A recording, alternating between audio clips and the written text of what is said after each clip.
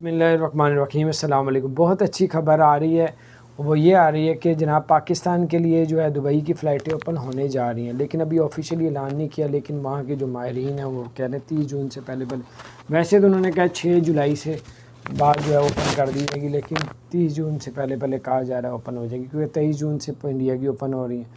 और हर कंट्री जो अपने मुल्क के लिए नरमी पैदा कर रही है ताकि हर बंदा जो है अपना काम खुल के कर सके और दूसरा एयरलाइंस को भी फ़ायदा हो सके।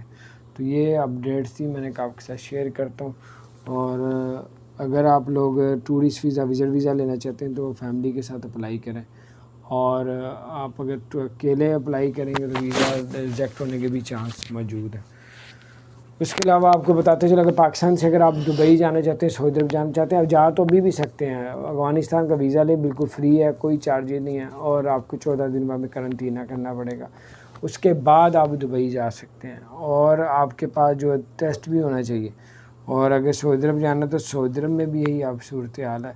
जिन लोगों ने उम्रे हज करने हैं वो पहले जो है वो अफ़गानिस्तान का वीज़ा लेंगे, वहाँ पे 14 दिन करंटीना करेंगे, फिर आगे जो है जा सकेंगे। तो ये अपडेट्स ही मैंने कहा आपके साथ शेयर करता हूँ। अल्लाह ताला आपके तमाम अज़ीज़ व कार को जन्नत फ़िरदौस में आला बुलंद मकाम अता फ़रमाए, और अल्लाह ताला आप सबको हम सबको अपने ज़मान में रखे। अस्सलामु अलैकुम व रहमतुल्लाहि व बरकातहू।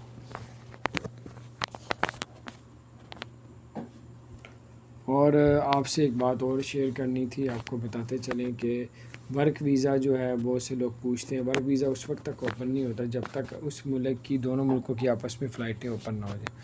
तो इसलिए अभी फ़्लाइट बंद है पाकिस्तान की दुबई के लिए, और इंशाअल्लाह ताला जैसे ही इसकी अपडेट्स अच्छी आएंगी आपके साथ शेयर करेंगे। अपना ख्याल रखें, चैनल को सब्सक्राइब कर दें, बेल आइकन